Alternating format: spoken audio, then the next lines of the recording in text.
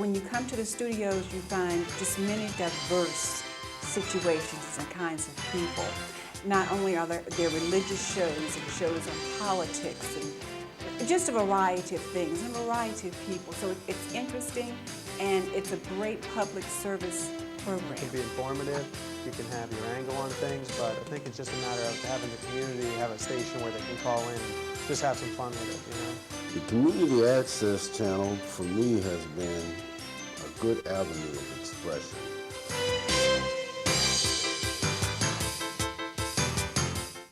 Hello, my name is Andwele Gardner. I'm a volunteer production assistant here at Community Access Television in Richmond, Virginia, located on the boulevard close to Broad Street. We've got a number of producers coming on the show today, and they're going to air their concerns about Community Access Television. These are producers who use the studio frequently, and they have some good things to say about Community Access, and some things that they're going to say that has been neglected that they want improved. So stay tuned and listen and learn something about Community Access Television. Thank you. Tell the audience about you and your program. Basically, me and my brother came up with a program called the Mark and Tom Show that was kind of like an open forum, call in, we'll talk about anything, just kind of getting viewers to participate and bring more attention to the, the studio and the channel and everything like that, and just have fun with it. That's what I think it's about. It can be informative, you can have your angle on things, but I think it's just a matter of having the community have a station where they can call in and just have some fun with it, My program is called Fine Living Today. I have a co-host, Belinda Todd, and we normally talk about financial issues. We are personal finance experts. Some people don't think so, but we will call ourselves personal finance experts. And what we do is give financial advice of everyday things, for everyday things. People are going into debt without really stopping to think about their future. Mm-hmm. And so we like to sit down and just bring things back to their minds, bring things to their attention. That's our main focus. However, with so many things going on in the community, we often bring in other topics. This has been a wonderful experience. I have met some people here that I probably would not have met otherwise. When you come to the studios, you find just many diverse situations and kinds of people. Not only are there religious shows and shows on politics and just a variety of things and a variety of people. So it's interesting, and it's a great public service program. Started in 1980. I came over and worked with a group of students from VCU. We had something called experimental TV. Mm-hmm. It was crazy. It was delightful and crazy. I mean, this studio was unbelievably overrun with students. Okay. And experimental TV had all different types of aspects. We had movie reviews, we had costumes. I saw a bright future, really. The Mike Lee Show is a self-production that I produce, and it is a talk about the real issues as I see it from my point of view in the community at large, and across this nation.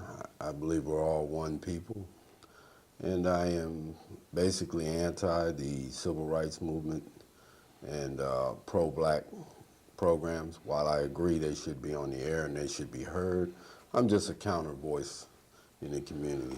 The Community Access Channel, for me, has been a good avenue of expression to show that African Americans are not monolithic.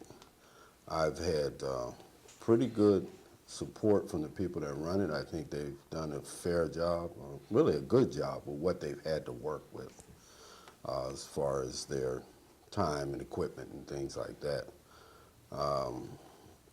I'm currently show in Chesterfield, and I show in the Richmond area, and it's helped me get out the message I wanted to, and I think it's very important to the community at large for everybody to hear what's really going on in the community. This has definitely been a good experience here at Comcast, although I do have a few things that can be changed. I started, when I first moved to the Richmond, Virginia area from D.C., I was looking to get into television production because I have that background.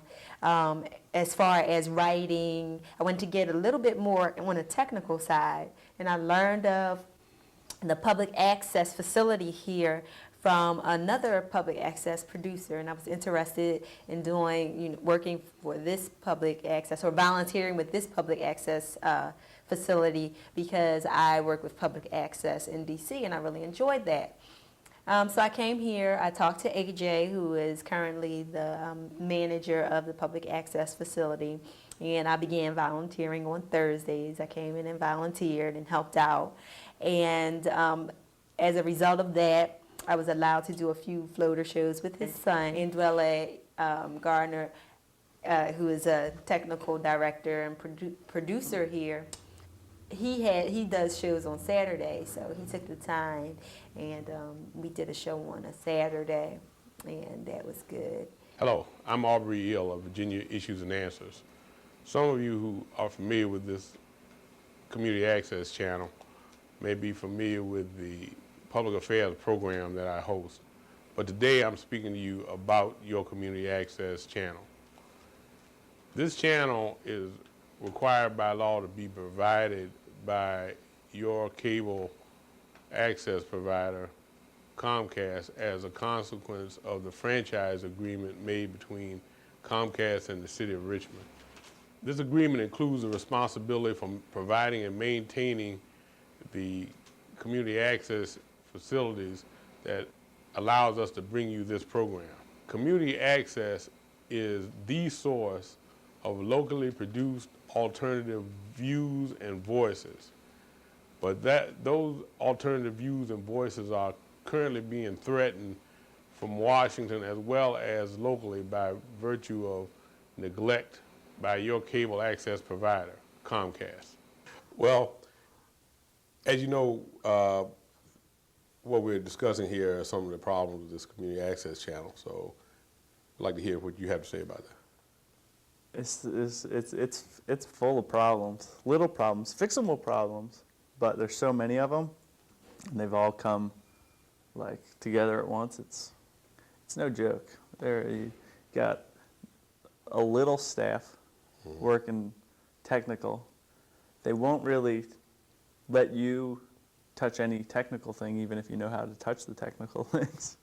And it's just you, a desk, and one camera, and no one else in the room, and an 8-year-old kid pushing buttons to make it work. So if I'm understanding what you're saying is that even though they have some technical staff, you're not getting enough assistance. yeah, like we'd come and set up our show, and the person doing the camera angles was like, he was probably like 14-year-old kid. Yeah. But yeah, it's just In other words, his experience, his direction experience is rather limited, as well intentioned as it is. Yeah. What about the facility in general? I mean, well, it's just a hallway and a studio. Like if you want to do any pre-show, it's in the hallway.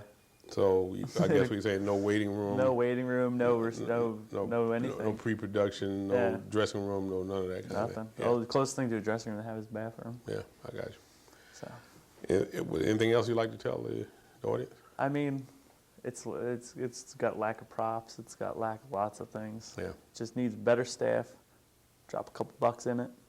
A little more stir money. the pot. Yeah. You know what I mean? Yeah. It'll be fine. It'll be perfect. Okay. The phone, the speaker phone that they have for the call-in shows is just a phone with a microphone hooked up to it, and you can never understand a word anybody's saying that's coming through the signal. Yeah. Like when you're watching it at home, it just sounds like static. So the sound quality, not only the acoustics of the room, but the acoustical aspects of the equipment. Yeah. It makes it difficult for the quality of your program. Ah. Okay. And the lack of shows. I mean, it's Tuesday through Thursday they have shows for like 4 hours. And then most of the rest of the time it's just a screen saying what's going to play in between Tuesday and Thursday from 4 to 7. So you're saying they probably need either more programming or more live programming, or both? Or both. A schedule, something. Yeah. They have schedules for the live programming, but then like all day long it'll be a blank screen telling you what's playing, and then at like 3 in the morning something will pop up. I got you. You know, and it's I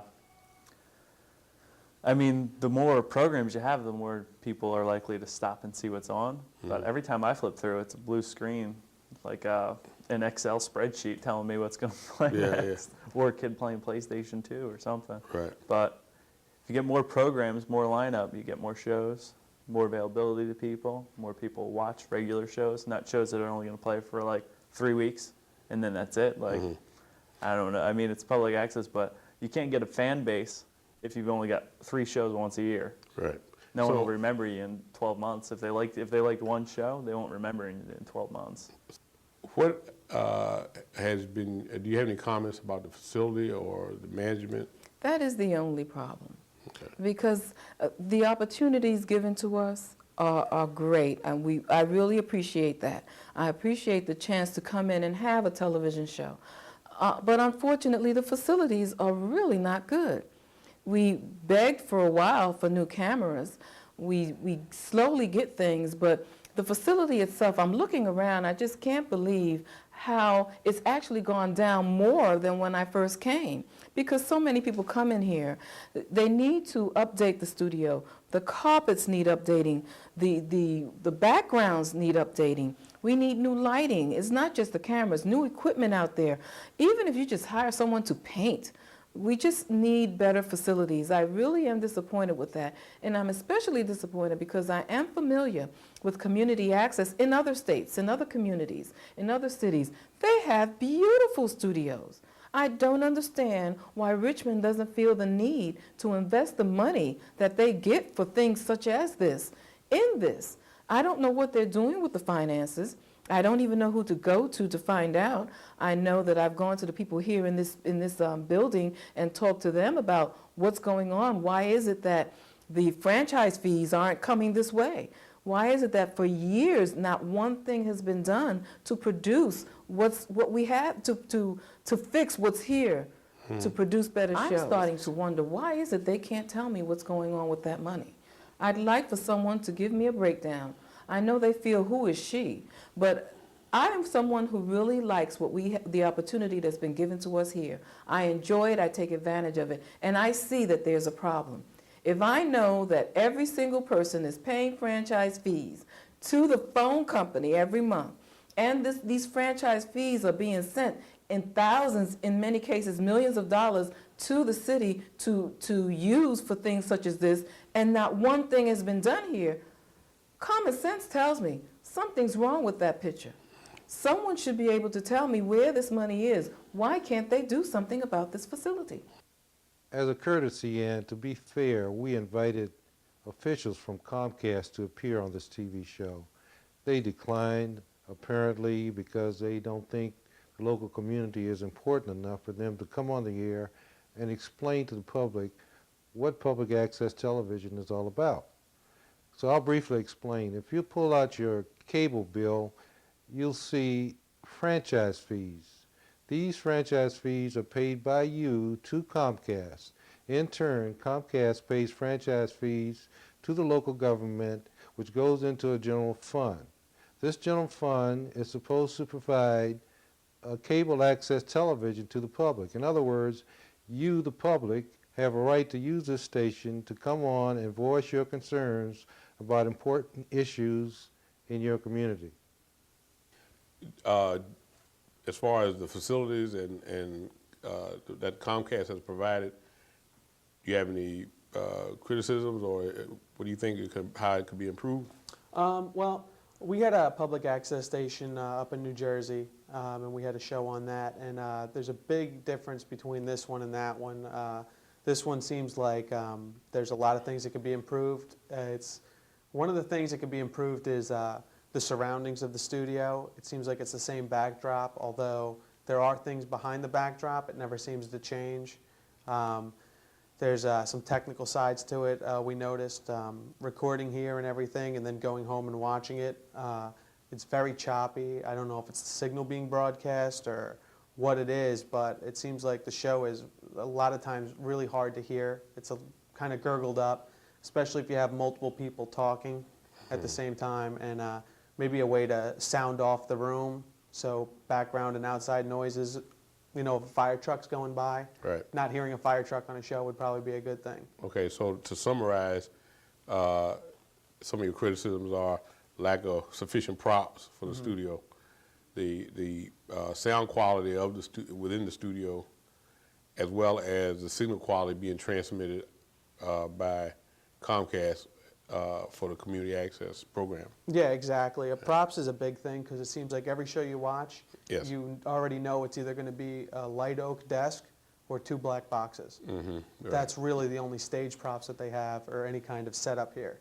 So it's just a matter of like, you know, the only excitement is where's the black box is going to be today, Right, on the right. left or the right, you know. I got you, So yes. it kind of is a little bit boring after a while. Right. A while ago, you said something about the technical aspects.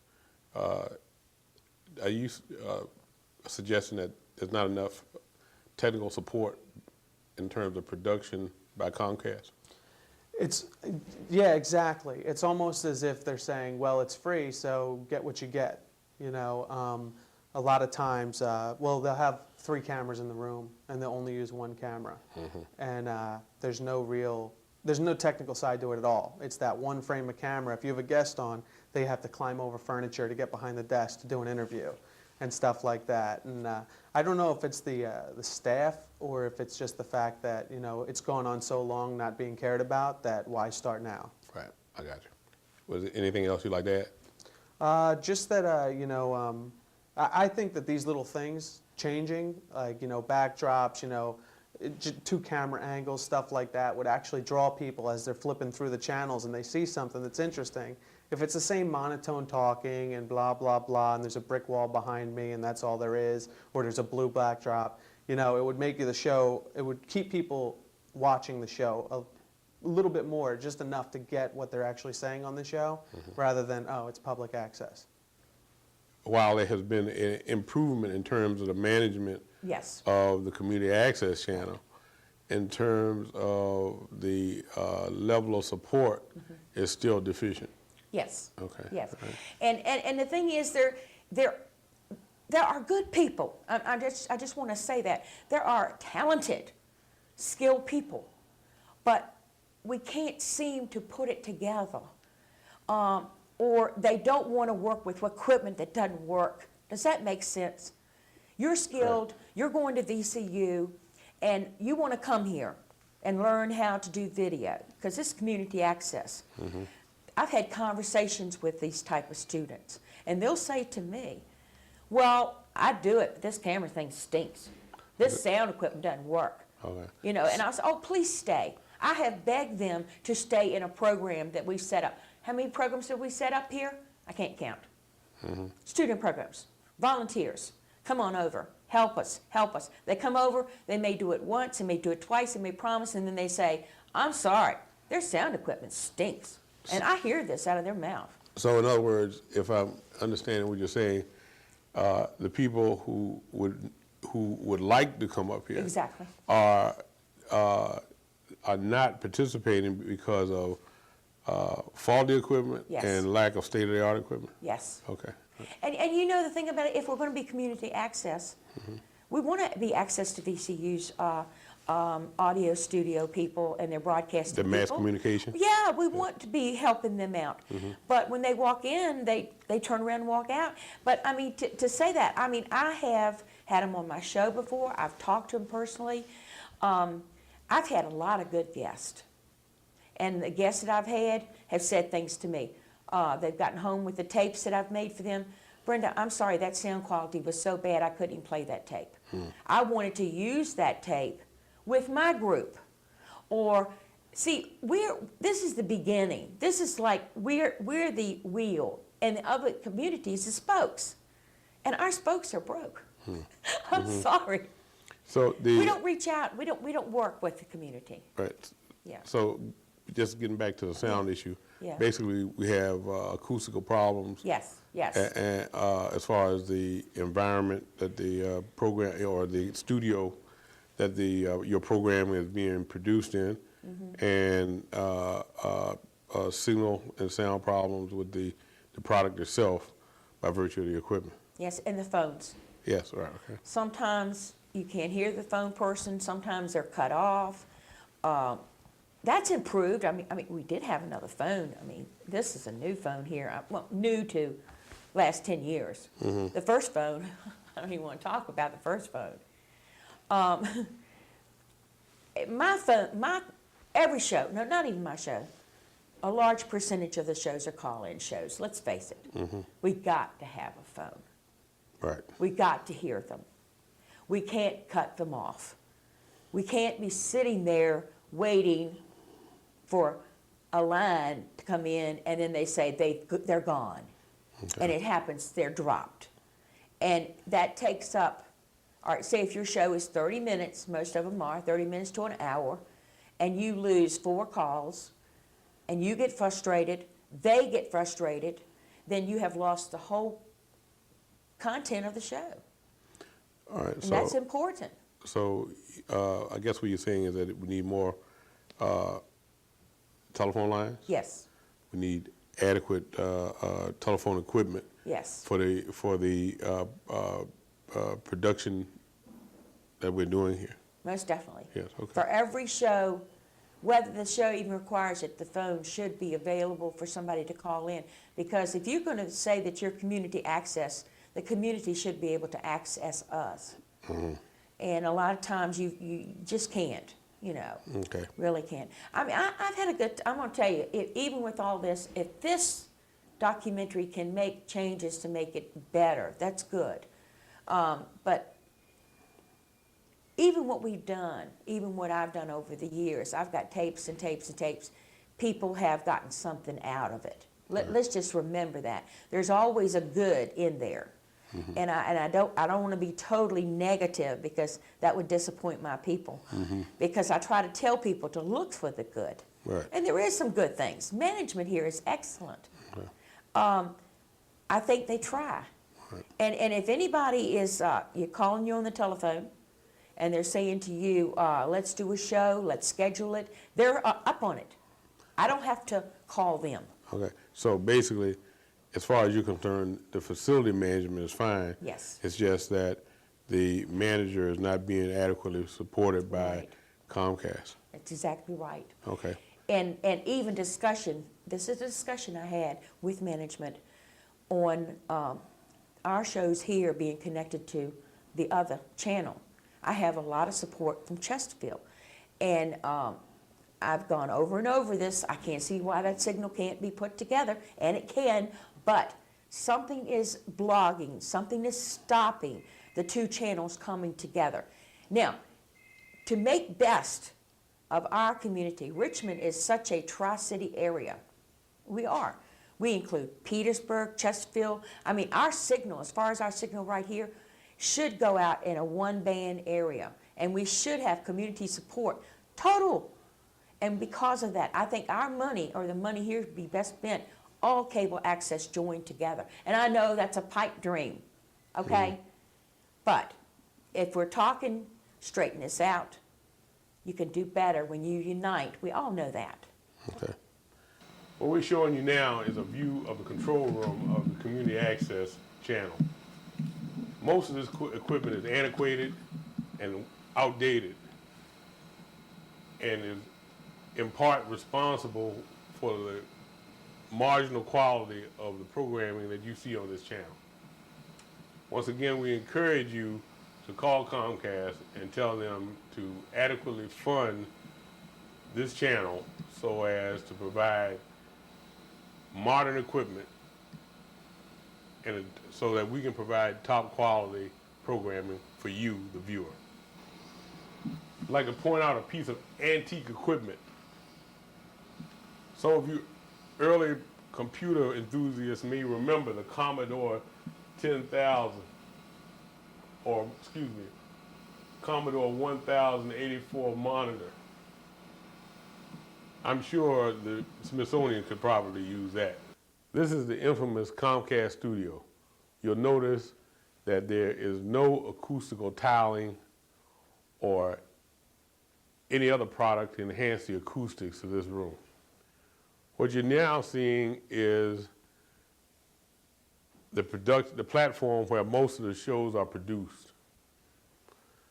You'll notice that very little in the way of stage props. And while that lighting unit is standing on the stage, that does not belong to Comcast. The stage you are looking at now is the stage on which interviews of some of this state's top political leaders, as well as the city's political leaders, have been interviewed. Now, do you think this facility is appropriate for a former governor or even a present governor to be interviewed? What you're seeing is a light rack with no lights in it. Or I don't know, I guess there's some other proper terminology for it, but once again, the inadequate lighting of the studio. You have units with no light bulbs in it. You have a superstructure that can hold additional lighting that has no lighting in it. That's what some of those cables you see hanging from this superstructure are intended to hold light fixtures, commercial television light fixtures. Now, the reason we are showing you the cameras is not because of the inadequacies of the cameras. The problem is the mounting as well as the equipment that's interfaced into these cameras. These cameras could produce top quality images, but the analog equipment that they're interfaced with is not adequate to the capabilities of the camera. And once again, it's a result of the lack of adequate funding of your community access channel. And finally, we have the telephone that some of the other producers were speaking of. You'll notice it's just a standard electronic telephone with the mic taped to the telephone unit. This is another example of the inadequate equipment here at your community access channel. Once again, there's no excuse for it. I recently spoke with Mr. Kirby Brooks, Vice President, General Manager for Comcast Metro Richmond, in an effort to try to upgrade the facilities. As you've seen, or as you will see, the facilities are in deplorable condition. Mr. Brooks said that the current franchise agreement only calls for Comcast to make repairs to present equipment. There's no provision to provide any upgraded facilities, any new equipment. This is a digital age. We're still using analog equipment. Shows are being taped on VHS tape. So if you're wondering why your reception is so poor, it starts right here in this station. Comcast has no intention of replacing 20-year-old equipment. In all fairness, it's not only the fault of Comcast. Our local community, the city of Richmond and the surrounding counties also play a vital part in this. They are not requiring Comcast to upgrade the facilities. I'm asking you, the citizens, the local community of Metro Richmond, to get on the phone or write letters and demand better service. After all, you are paying for it. Contact information can be found at the end of the show. How do you feel about the facilities? The facilities lack in a lot of ways. In fact, oftentimes we invite guests for our program, and it's a bit embarrassing because the upkeep here is simply not what it should be. Anything specific?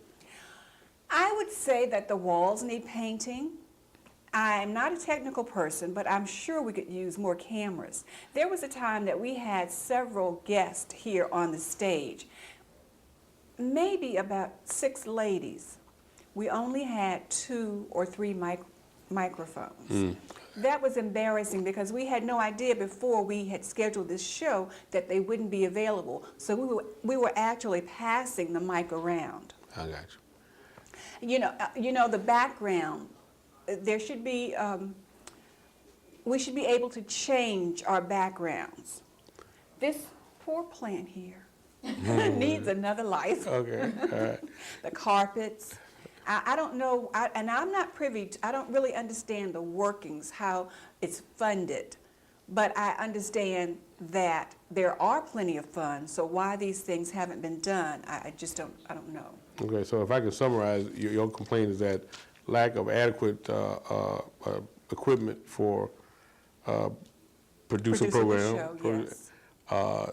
lack of poor conditions in the studio itself, Yes. as well as lack of props and Absolutely. similar matters. Okay. Absolutely. But you know, it really boils down to a matter of general cleanliness. So I don't know if they have a maintenance crew here who comes in just for general upkeep of the property. So in other words, you're saying the facility generally is not being maintained properly? Yes. Okay. Yes, Anything pretty else? much. That's it. But it is, and I say that only as a coaching opportunity to make it better because it's a wonderful opportunity to connect to our community. Things that I think that can be improved with public access. First, I was disappointed that public access was switched from Channel 6 to Channel 95 because it's hard for people to find, and you have to have a viewership for people to, for people to find or funders to find, interest. Okay, so let me just see if I can paraphrase you here.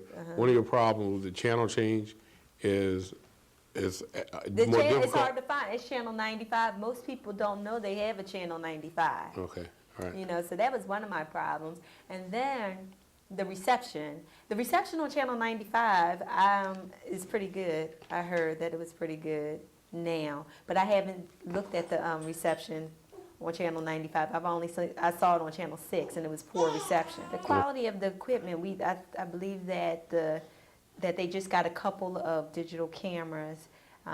So the picture comes out good when you're looking at it in the control room. The picture looks pretty good, but then the signal is poor, so people can't get. A lot of time it diminishes the quality of a program. And as far as the equipment in the control room, they still have they have VHS equipment, and the decks. There are not enough decks there.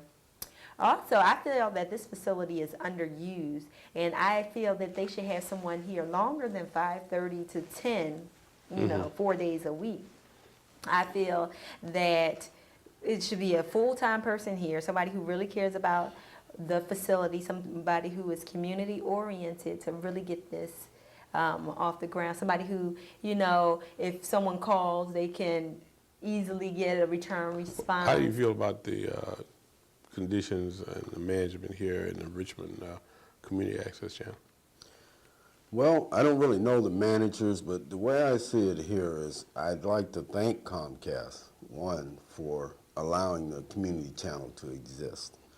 It's my hope that they will invest more money and time into it. One, I think it's profitable to them because when I'm out in the street and people talk about the community access channel or my show, they talk about that the access channel is probably one of the best channels on cable because it's what keeping it real. When you see people on the access channel, you're seeing real life. No one's making this up. This is how people think, feel, or what they're trying to present. Now, I hope that the management here will move in that direction. What, in terms of? Supporting that and expanding it, because I think it's necessary. If you look at the murder rate in Richmond, the conditions of African Americans and the racial strife in this, one of the greatest cities in the country, in my opinion, Richmond, it's very necessary to have the ability for private citizens to communicate what's on their mind and how they see reality, whether they agree or don't agree. And I think that is a role for Comcast, and a very important role that they should be trying to fulfill even more. Okay, so I just want to make sure I'm understanding you correctly. Are you saying that Comcast, while you are reasonably satisfied with their performance up to now, that they need to invest more in the community access programming and the channel itself? Oh, absolutely. And when you look at, well, let's take the issue of people being able to call in. They're very limited in lines. I know when my show comes on, there are many, many people that disagree with me and a lot that agree with me, both white and black, that I run into on the street, and they tell me they can't get on, they can't call me. Mm-hmm. They call, the line is busy or the line is not working. Or they'll tell me, you know, I love your show, signal quality, it gets all blurry. It's on Channel 95, I can't see the show, what's going on down there? That's a big problem, you know, because these issues are important to the community at large, and they're very important to Comcast business-wise, I think. That's why the main reason, as you know, I'm a supporter of capitalism and big business. I don't beat up on businesses. I think Comcast is a great business, and I think they need to invest more money in something like this because, let's face it, you can't get this on Dish Network. You can't get this on DirecTV. You can't hear the voice of the community, except that you're watching Comcast, and that's why they should invest more money in, as you know, in cameras, which we talk about all the time, video equipment to bring more professionalism and quality to what people are going to see on TV, especially improving the signal. Suppose you found out that Comcast had the money and was receiving the money for this community access channel, but was not using it for the community access channel. What would be your view then? My view would be this, that if Comcast is doing that, I don't think that they would be doing it as per se in a work of evil. What I think is Joe Public, the person sitting in that audience, has to support what you're doing here by constructing a video and bringing the issues to the top to bring some validity to that they are watching the channel or trying to use this, and that it's of some value to Comcast, which would take Joe Public, the people in the public eye, to call in and say, hey, I can't see this channel, I like this channel, and things like that. I think that will go a long way to say, hey, if you guys have the money and the stuff that you need to invest it. And if you don't, you need to go find a way to get it, because it is just that important to the community and to their bottom line. A lot of people watch Comcast cable because you cannot get the programming that you see on the access channel anywhere else. You can't see the Mike Lee show anywhere else but on Comcast.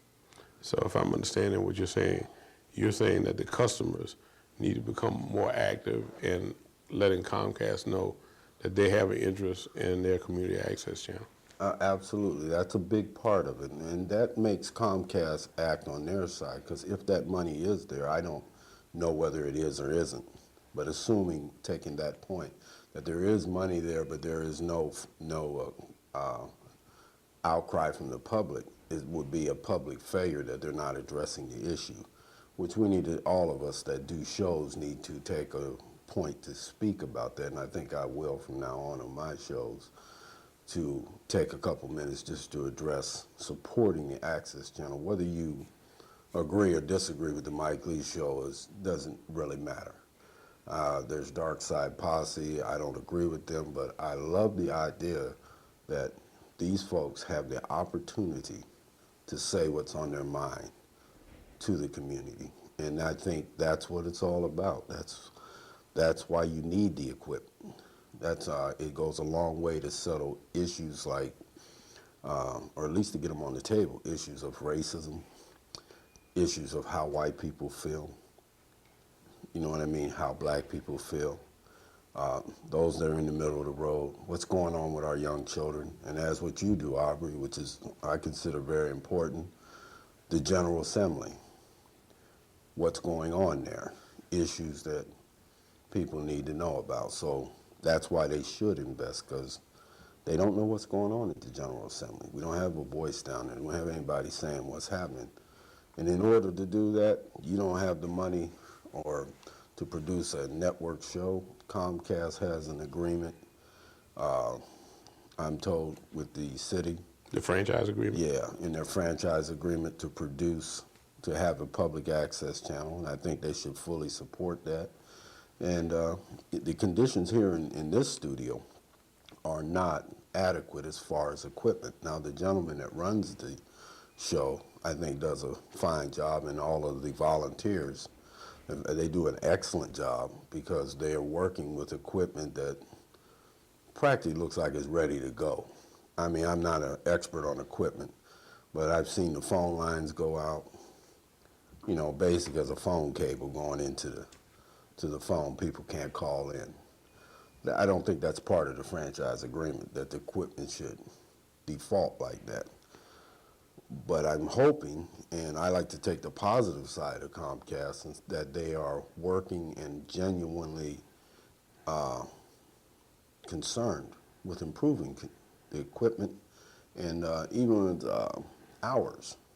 You know, and if we can get more volunteers, expand the hours so that there can be more programming and more of a community interaction, because everybody knows Richmond needs it. The whole area, the whole state of Virginia, common people need to talk to one another, and we need to hear what's going on. So if I might summarize what you just said, that the equipment here seems to be antiquated Absolutely. and not properly maintained. Absolutely. We need more staff so we can increase the amount of programming.